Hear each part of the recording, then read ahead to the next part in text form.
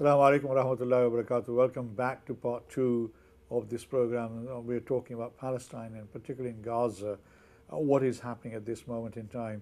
We have seen over the last few weeks, and particularly in the last few days, some of the more atrocious events that have taken place, where the IDF have been blanket bombing virtually people in Gaza, without any due care and attention for individuals, and even the most innocent people. We saw that image of that little child being blown away from his apartment onto the apartment on the next roof, and all his siblings were killed, including the father. And there are many images like that coming through, and I've got to the stage where I can't now watch those images, and every night I pray to Allah that Allah, please show your mercy and protect the people of Gaza and Palestine in particular as well. Now we have been I've done a number of programs on this particular issue, particularly over the last 8 to 9 months, and after the atrocities that took place on the 7th of October, and we have condemned what happened on the 7th of October, saying that is not Islam. Islam doesn't teach us that.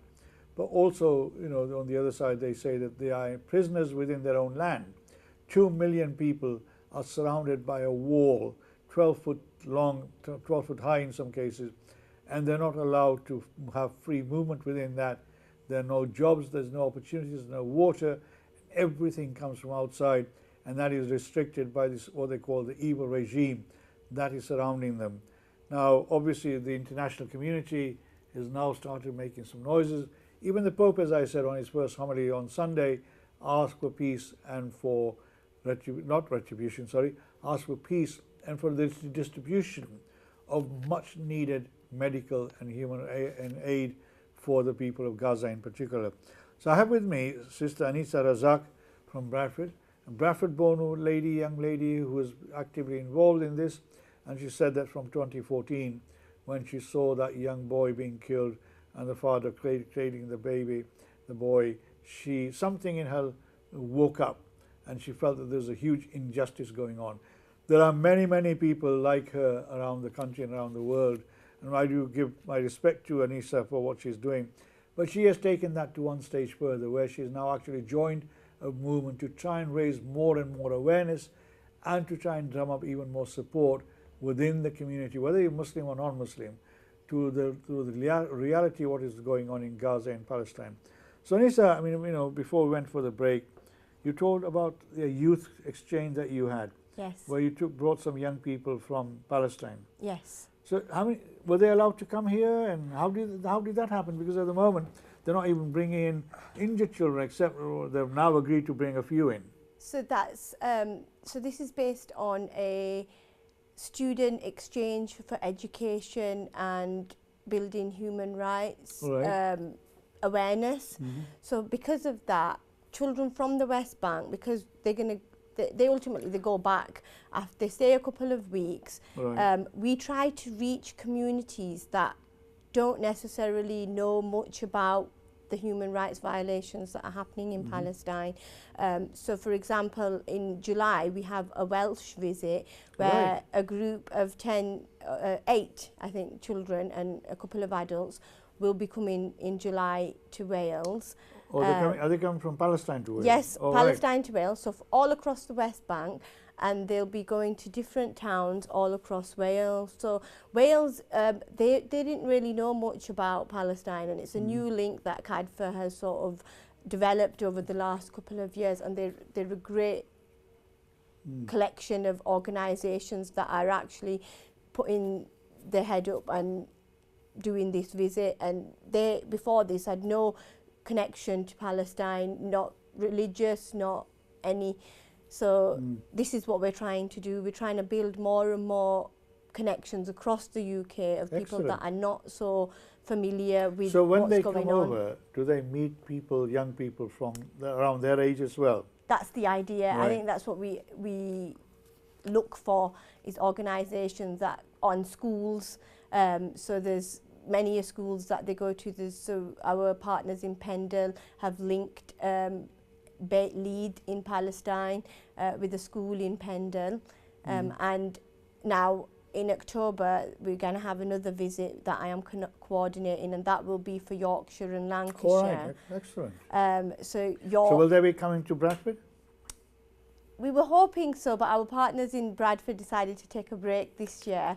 Right. But they will be in surrounding towns. So we've got partners in York, Leeds, Wakefield, so nearby, Batley, Wakefield, that sort of area. And then we've got Pendle, and we're hoping to get more partners. So if anybody is interested in hosting a group of Palestinians, then they can get in touch.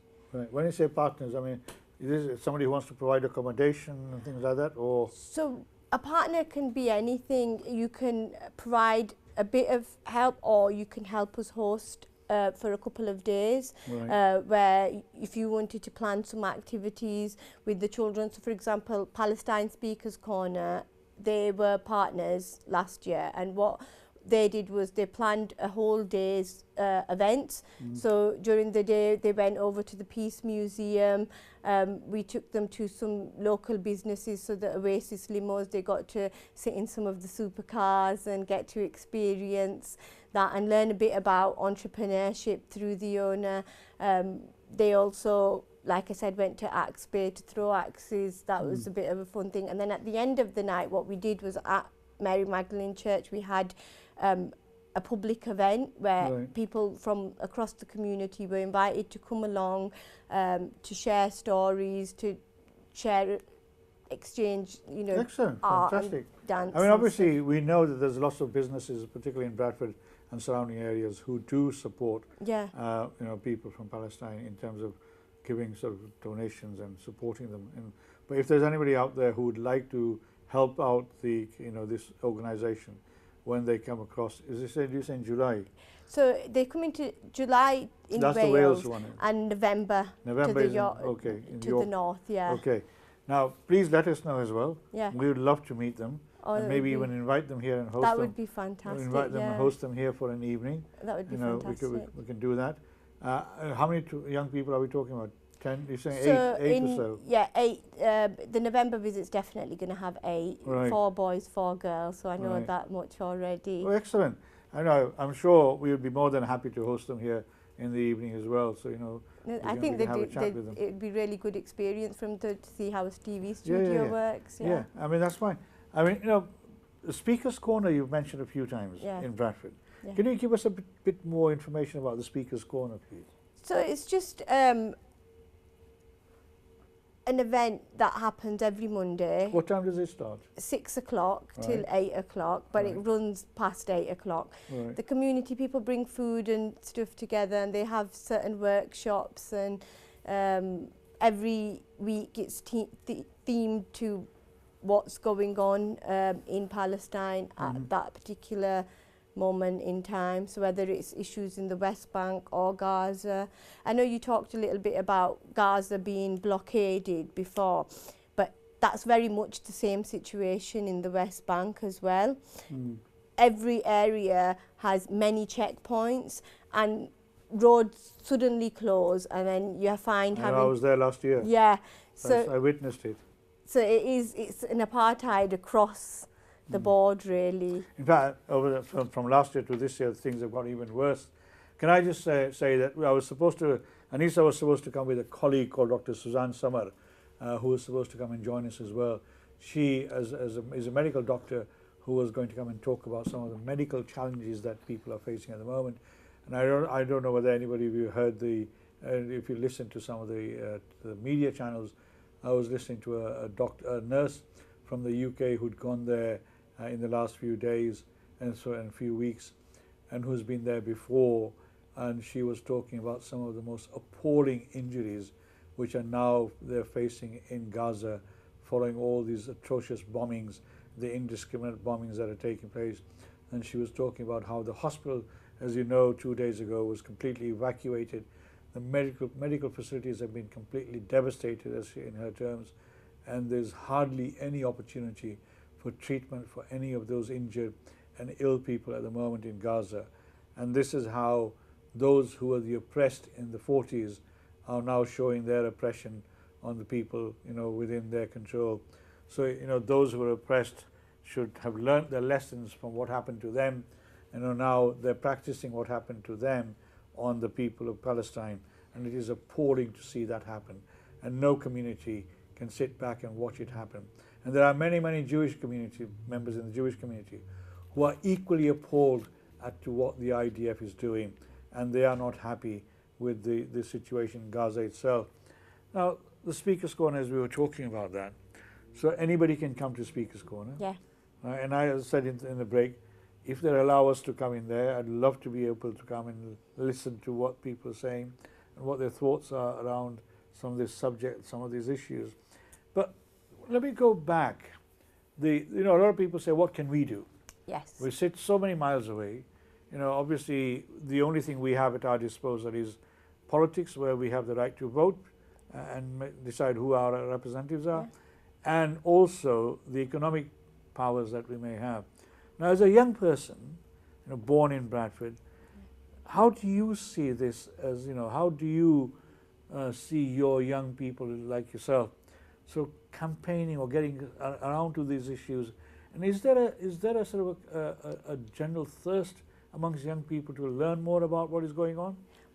I mean, we've seen in the businesses there's been a sea change. Yes. Where Coca-Cola has virtually disappeared. Yes. From every restaurant and takeaway in not just the Bradford area, but in surrounding areas as well. And I think our Northerners should be really proud of the efforts that they've made to boycott, and I think the economic route is the most important.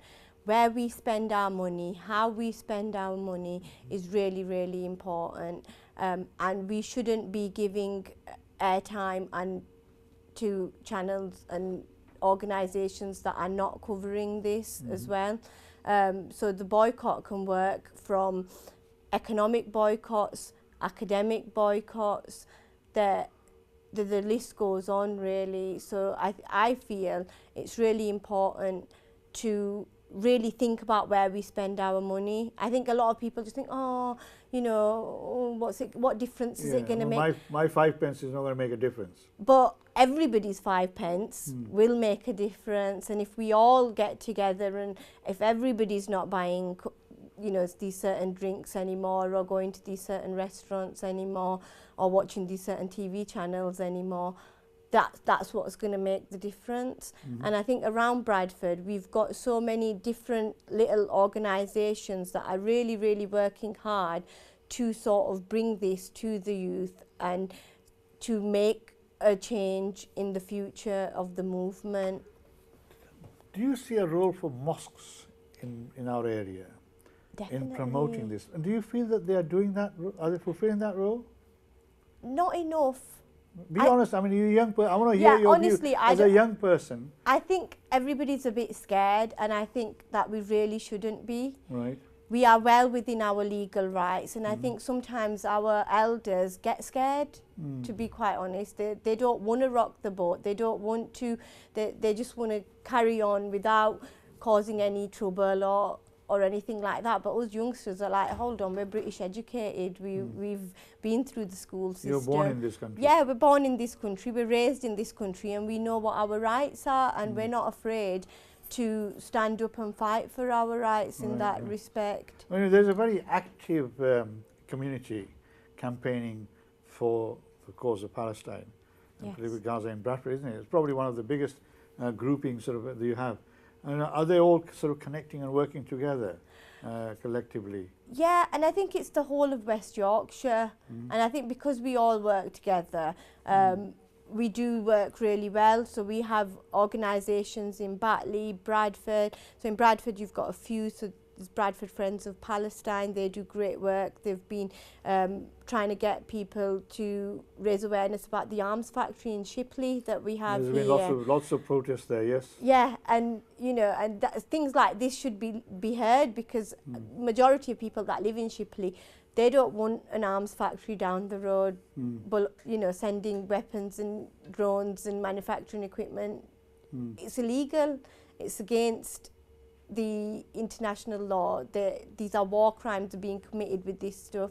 It shouldn't be allowed in our communities. And I think that's why a lot of the people of Bradford are speaking out now, because we've been doing it for a long time and it doesn't seem to be getting heard, and our MPs are not really pushing that hard. I know some of them are, but not many are doing enough, in our opinion. Right. I mean, obviously you have two major education institutions. You've got the Bradford University and the Bradford College. Yeah. Is there any work going on in those two institutions around these issues that you're aware of? Yeah, definitely. Bradford University, they have the Peace Society. They've held a few pop-up exhibitions, just educating in the university, and the university's been happy for them to do that. And then they have the Islamic Society, obviously, that work alongside with the Peace Society. But the Peace Society have been doing a lot of work around that, and the university and educational. Okay. So, I mean, if somebody of your age is watching this program now, which I hope they are, yeah, I hope so. Right, what would be your key message to them to say, look, you've seen what's going on, and this is what you need to do to try and help alleviate this situation? So there's a few things that people can do. A lot, because there's the marches, and not everybody wants to get involved in going out and shouting for the freedom of Palestinians. So there's things like getting involved with organisations like CADFA. You can become a member, support the work we're doing, support the boycott movement. We've got a boycott BBC movement in Bradford going on right now. What's that all about? So there's a group of us that are trying to get people to cancel your TV licence, even for a day. I know you wouldn't probably recommend that, but it's just a symbolic gesture that we're asking for, so that the BBC know that people are not happy with their coverage and how... There's a consultation going on at the moment, isn't there, about the BBC and its future? Yes. So would you suggest that people use the opportunity? Absolutely. Now is the time. And the BBC are guilty of so much. I don't think, the genocide is a really big part of it for us, people in the pro-Palestinian community. However, the wider community of Brits are fed up with the BBC and the way they handle the things that go on in their organisation and how things are hidden, and people are not held accountable for the things that go on in that organisation. So I think now is a great time for people to actually think about this and think seriously and not be afraid to cancel your TV licence. Ultimately, most people don't watch live TV, but even if you do, just for a day, I know it's something that's really hard, and we've really struggled with getting people to do it. But if you are interested, then they've got an Instagram at cancel_TV_license. All right. Yeah. Right. So you heard that here first time. Obviously, it is something that people may want to consider. And as I say, there's a consultation going on about the future of the BBC, or what shape the future of the BBC should be. And as I said this 3-4 weeks ago at my program, I've stopped watching BBC News by and large, because I've realised that they do not give enough proper justifiable coverage to the actual going on in Gaza, in Palestine, whereas ITV is slightly better. But all the media organisations at the moment are trying to sort of blank it out, and we're not getting a real picture of what is going on. Because again, we in the Muslim community don't have as much influence on the media in this country. And as I mentioned a few weeks ago, the media has been proved over and over again to be extremely biased against Muslims. And particularly when we see some of the publications, particularly the print media, it has been proven by some very eminent academics that there's some extremely biased information being printed by the print media against Islam and Muslims as well. Now, obviously, you talked about young people. The young people are the future of this country, and for everybody. When it comes to engaging with young people, why do you feel that we're not connecting with them at the level we should be? And what's the reason behind that? What do we need to do differently to try and get those young people to actually become passionate about some of these issues? I mean, you, like you say, you're quite young. Yeah. You're married with 3 children, and your children, you're saying, mashallah, you've grown them up, and raise them in a way where they understand the need to boycott. Yeah.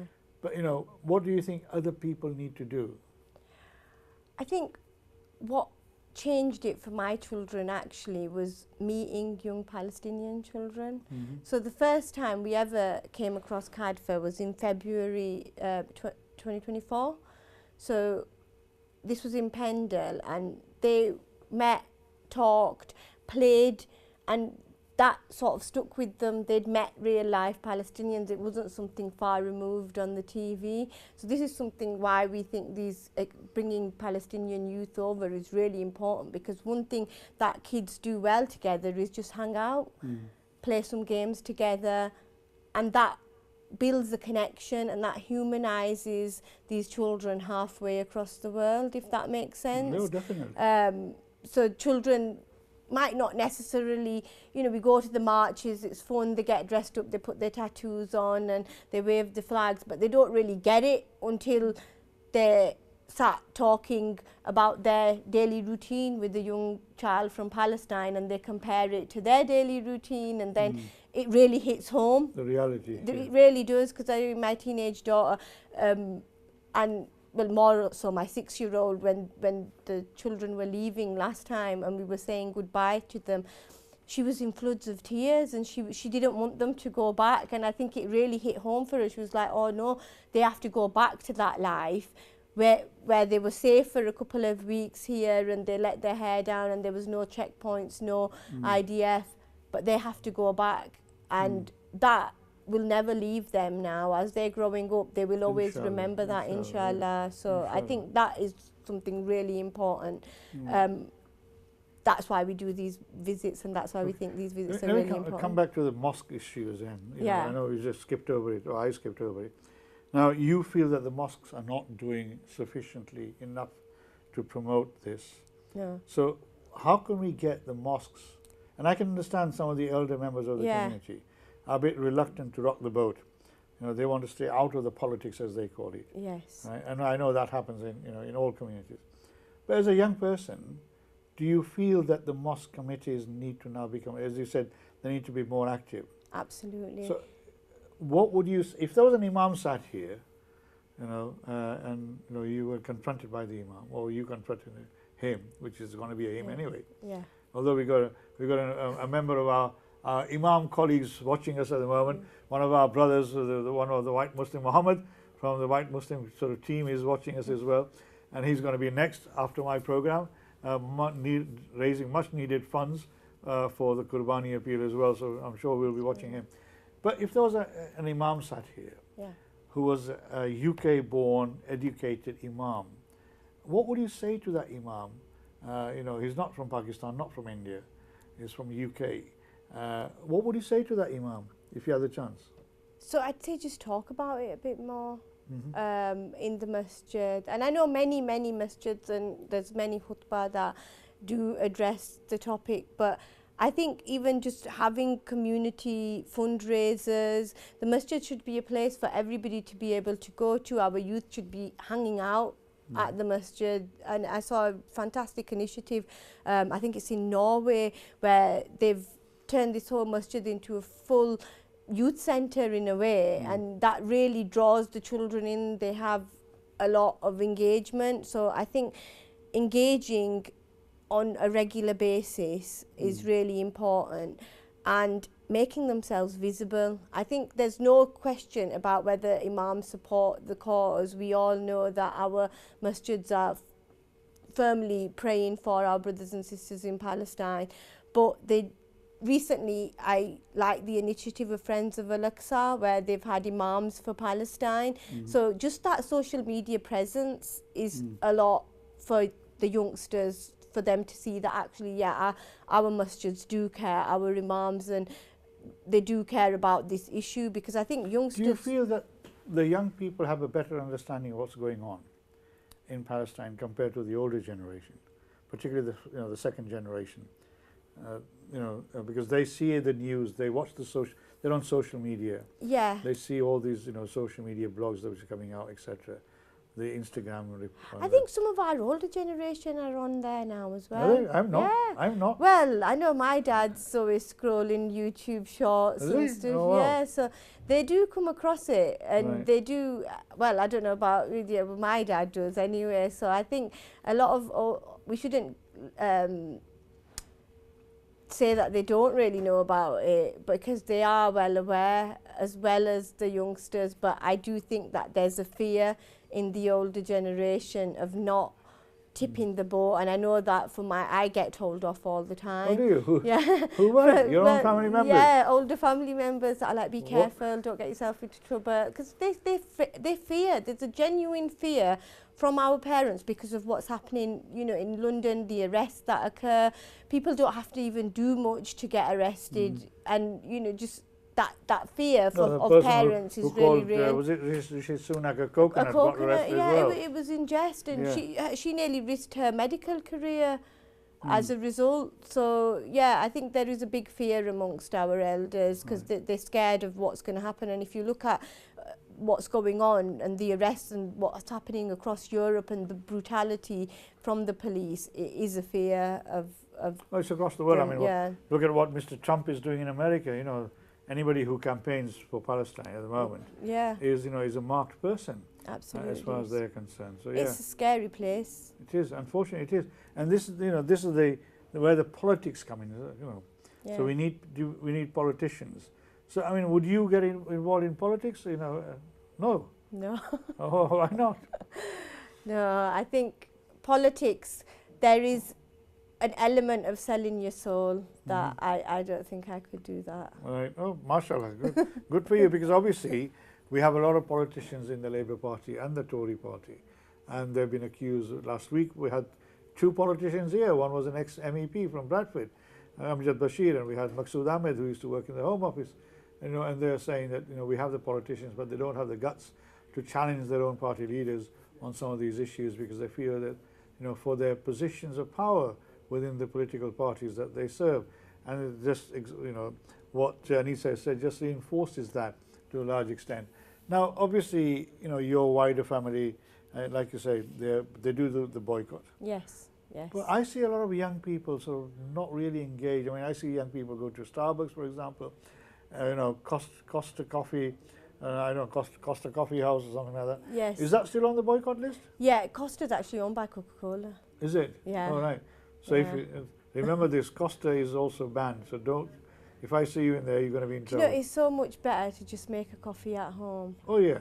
Yeah, it's just good quality coffee. Yeah. You could even make ice lattes. That's what I do in the morning. Oh, right. Just get my ice latte going and save yourself the money as well. You've not come across Dr. Susan Summer before, have you? No. Who was supposed to join us today? No, I've not met. We've not met. Right. Well, we might have. I'm not sure. Right, I haven't. Okay. I know she was supposed to be with us, but unfortunately she's been caught up in traffic, I think coming from quite far from here. And inshallah, maybe, Allah willing, we will ask her to come another day, and ask Anisa to come and join us as well. Now, and as I say, and I've said this over and over again, nothing will touch the Israeli state more than a boycott, economic boycott. And as Anisa has said, we can pray, and I'm sure everyone is praying, whether you're Muslim or non-Muslim, because this is a human catastrophe at the highest level, that is happening in front of our eyes. And we need to make sure that we do everything that we can, because one day the day will come when Allah will ask you, what did you do when you saw your fellow human beings, regardless of whether they're Muslim or not, being killed and butchered indiscriminately, in this world. Anisa, 30 seconds, what's your last message to my viewers? So if anybody is interested in helping out with our visit in October with CADFA, please go on to www.cadfa.org/join, become a member, info@cadfa.org if you've got any questions, and please get involved. There's Bradford Friends of Palestine in Bradford, Palestine Speakers Corner. We've got the Threes workshop, so please get involved in the movement. There's so much aspects of it. Thank you very much. Anisha, thank you very much for coming on my program. Okay. It's been amazing Thank having you for here. having me. Inshallah, you will come back. I hope I hope I haven't frightened you off, and inshallah you'll come back. It's been inspirational talking, what you've shared with us. So I hope you've been inspired just as I have been inspired, and I would love to go to the Speaker's Corner one evening and listen to what the people are saying over there. And I hope you've enjoyed this program as well. Inshallah, I'll see you next week. In the meantime, may Allah be with you. Please pray for the people in Gaza and Palestine. Take care. Assalamu alaikum wa rahmatullahi wa barakatuh.